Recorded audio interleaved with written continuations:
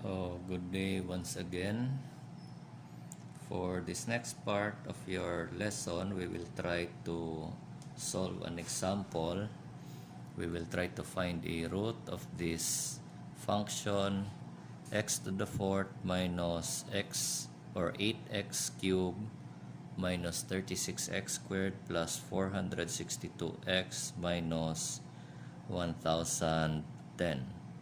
So the requirement is to do exactly 4 iterations, and we also calculate the relative error. So I have written the formula for getting the new value for x sub r, and then what should we do first is to make a table writing all the relevant data that we should be using in our analysis. So, as well as in bisection method, I want you to do it that way such that it will be clear as to how you have acquired your answer, no? So the table may look like we want an x sub u, and then the corresponding f of x sub u, your x sub l, your corresponding f of x sub l, and then your new value, which is x sub r, and then the relative error there. Perhaps it will also be good for us to include n, which will stand for the number of iterations. So we want exactly 4 iterations.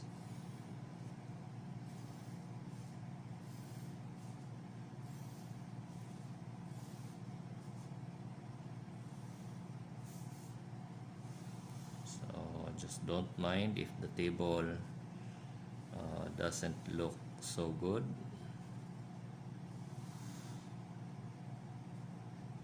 But of course, it will be nice if you draw it the best you can.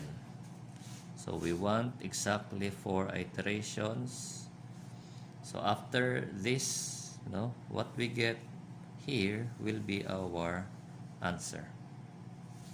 And then we should have our initial guesses. So we will experiment with the equation, and then we will from that we will have to inspect if we have a corresponding negative or positive value.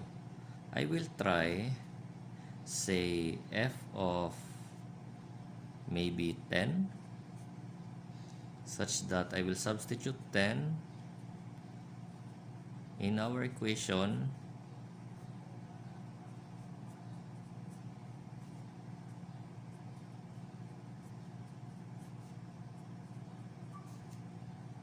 so if we do it in our calculator, we have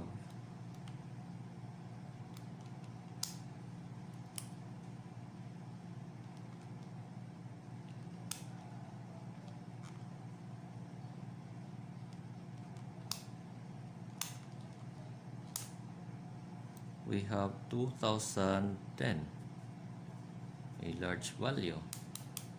Let's try it again for checking.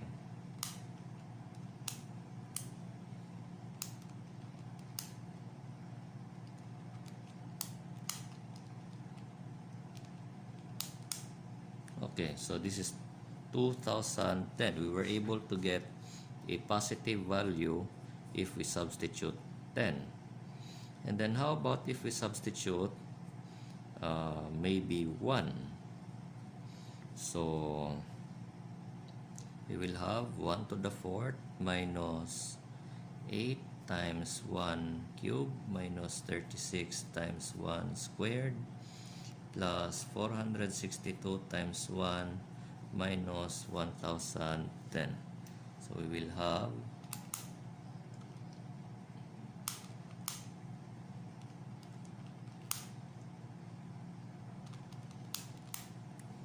a negative value, 591. So let's try it once more.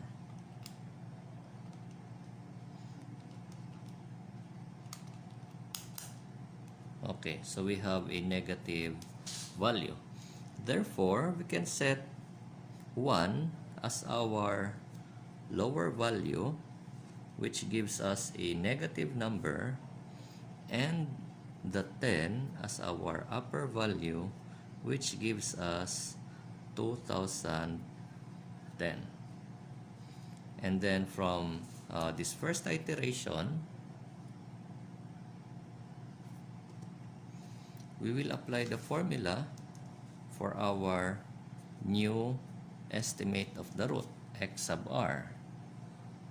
So that would be upper, so that's 10 minus a fraction, f of x sub u, which is 2010, times x sub l is 1 minus upper is 10, and then for the denominator part, f of x sub l is negative 591 minus 2010. So let's just recheck. Upper, and then f of upper times lower minus upper divided by f of lower minus upper. So I think that's good. So let's try to find the answer.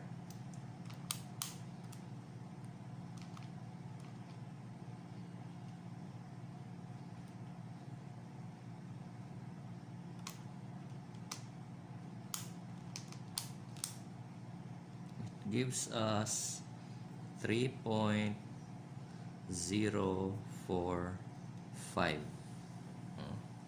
3.045.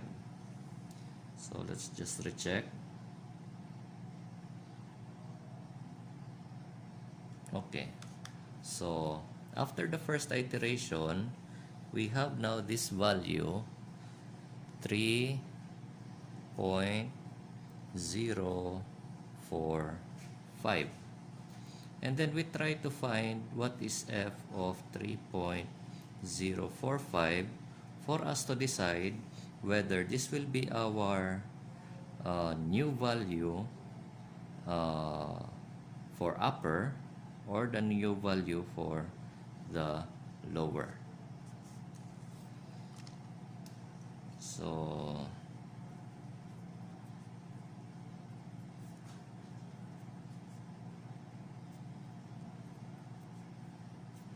I'm substituting it to the equation.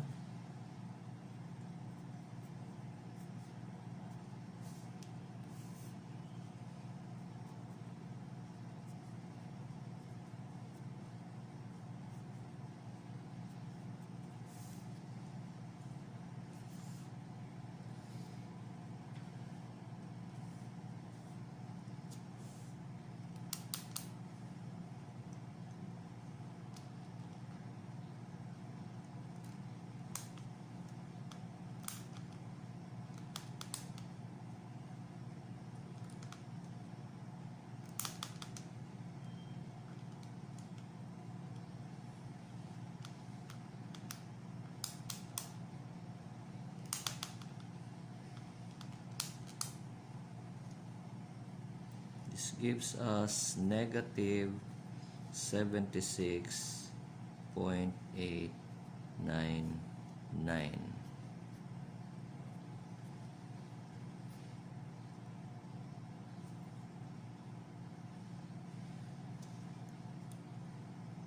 Let's just recheck.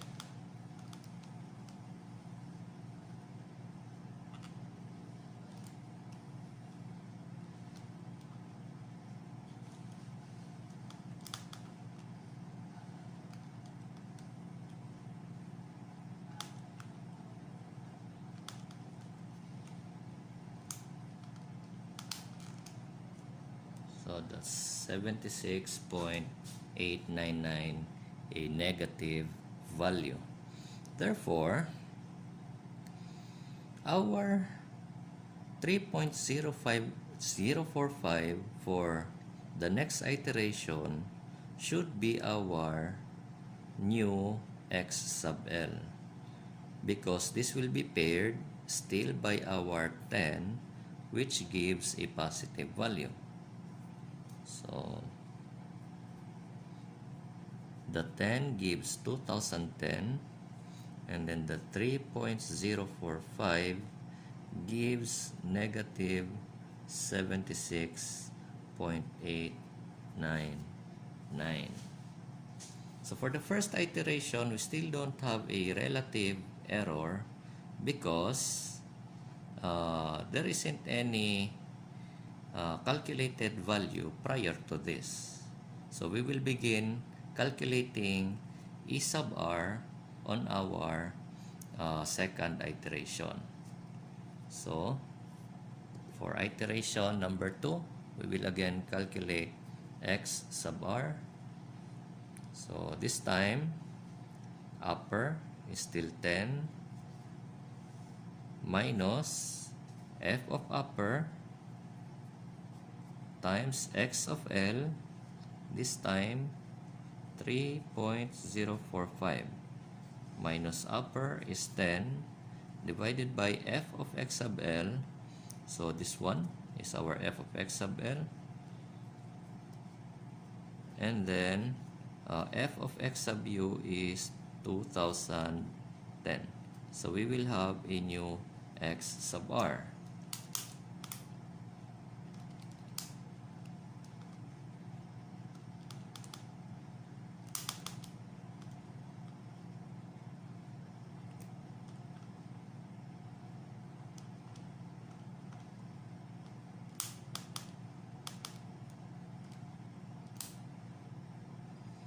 So we have 3.301.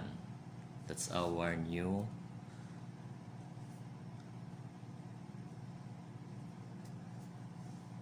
value.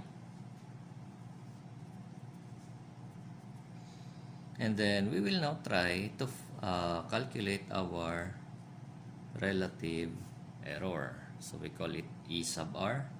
E sub r will be the absolute value of the new x sub r. So 3.301 minus the previous x sub r, 3.045, divided by the new E sub r. And then we multiply it by 100% to express it as a percentage. So we will have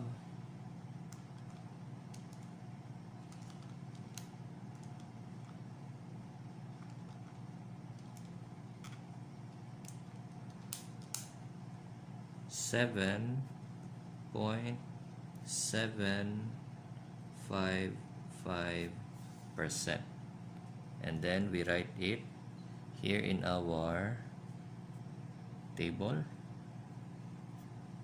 So we're done with our second iteration.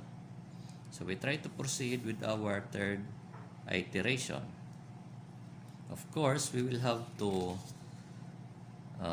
inspect whether substituting 3.301 in our function will give us a positive or a negative value.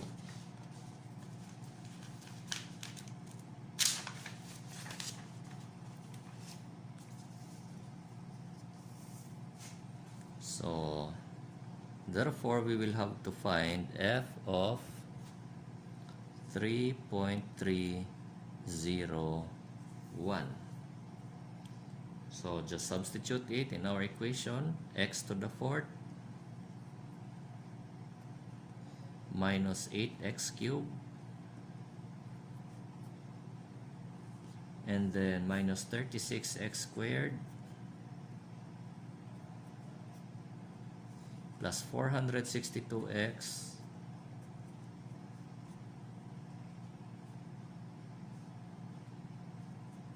minus 1010.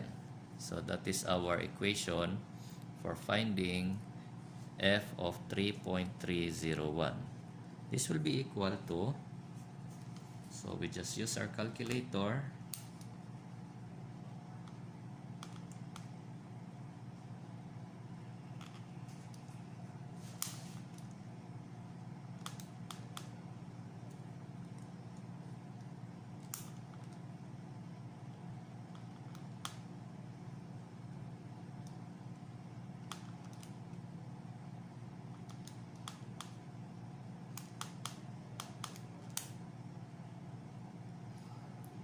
This gives us negative 46.237.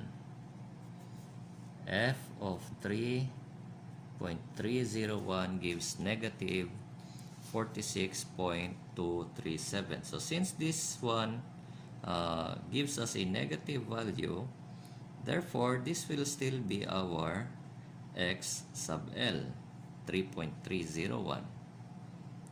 So going back to our table, we will have 3.301, which gives negative 46.237, will be paired to 10, which gives 2010. And then we're ready to do our third iteration. So we just apply to our formula. We want a new x sub r.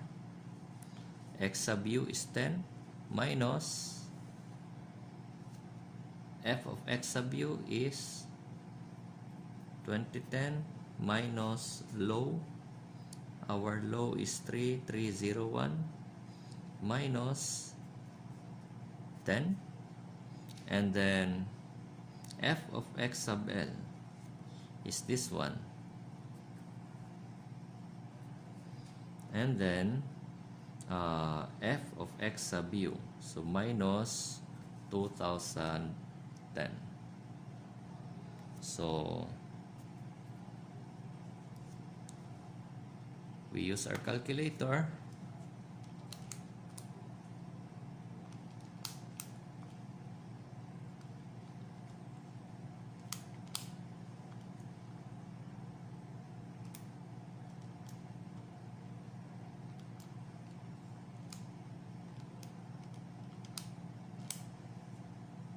And we will have 3.452.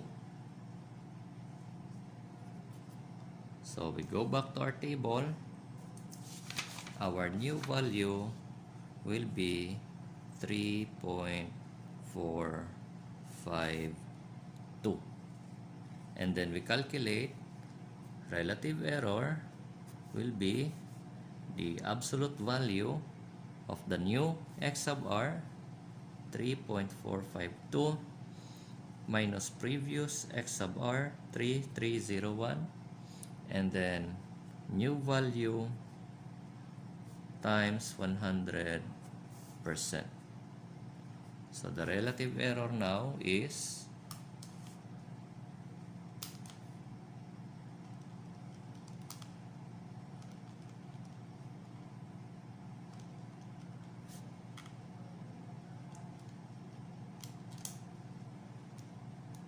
we have 4.374%. 4.374%.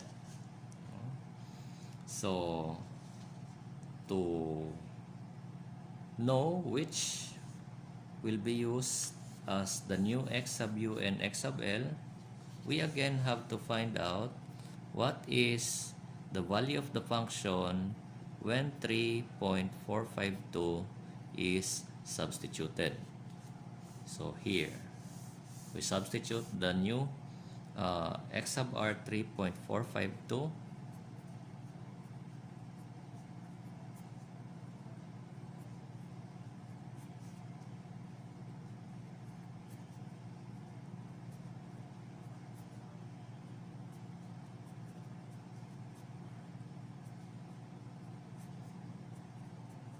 and then we use our calculator.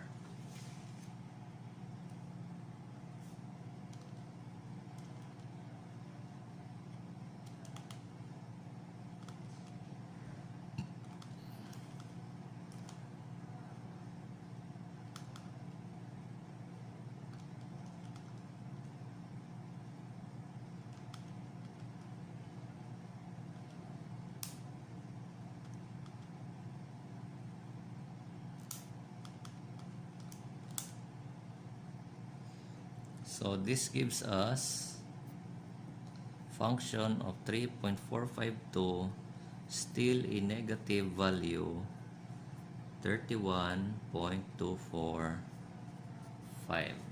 So this still means that we still have 10 in our x sub u because it gives a positive value, and then this new x sub r becomes our new x sub l for our new iteration because it gives negative 31.245, and this will be our last iteration now.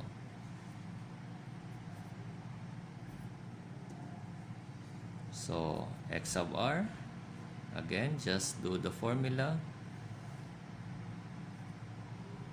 F of x sub u, still 2010.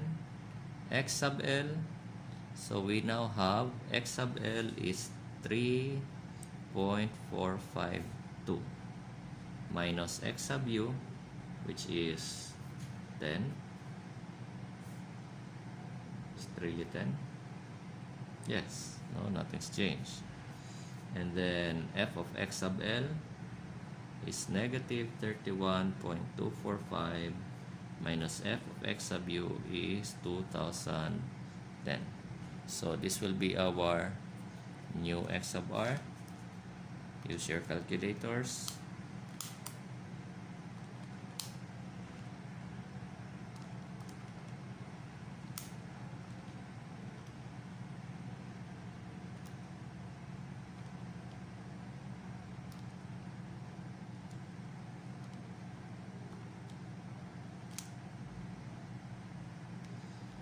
X sub r now is 3.552.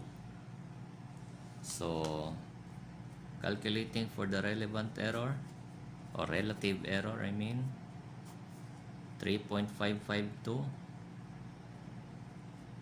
and then our previous x sub r is 3.452 times 100%. So this gives us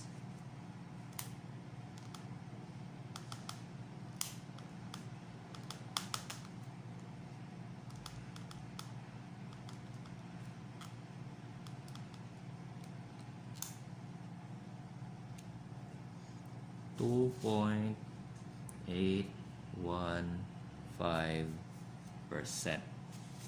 So completing our table, x sub r is 3.552 with a relative error of 2.815%. So this now becomes our final answer. So with an estimated error, relative error, we used 2.815%, a very small error. Now, let's just try to find out if we have f of 3.552, what will we have if we substitute it in the function? So the function is x to the fourth minus 8 x cubed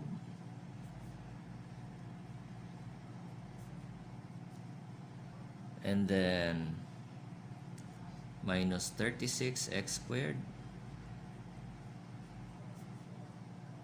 plus 462x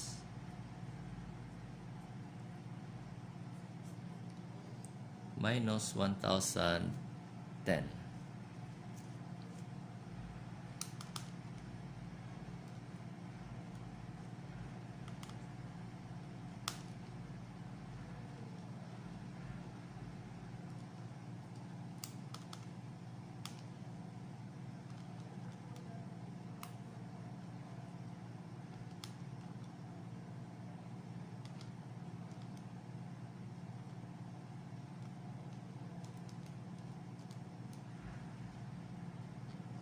It gives us, well, quite far still with having an f of x equal to 0, although we started with a guess of, from our first iteration, negative 591. So from 591, we were able to reduce it to negative 22.512. So not bad, no? This just means that if we have not fixed it to 4 iterations, then we might need still some more iterations to what's this? To have a very good number of f of x. What I mean is to have an f of x that is very near to 0. And most likely, this error of 2.8 will be reduced to a number below than 1%. So if we want to be very accurate, our relative error must be less than 1%. No? But this is just for example purposes only. So, but if you will be using it in an actual situation, you will want this to be lower. No? So that's it for our example. I will be opening the line for your questions, for your clarifications regarding this method, such that by the next meeting we will have our first quiz na. No? So if you also have concerns regarding the class, what I mean is maybe there is still one of you who is not in our Google Classroom. So you also raised that concern as we open our line. So thank you very much for watching.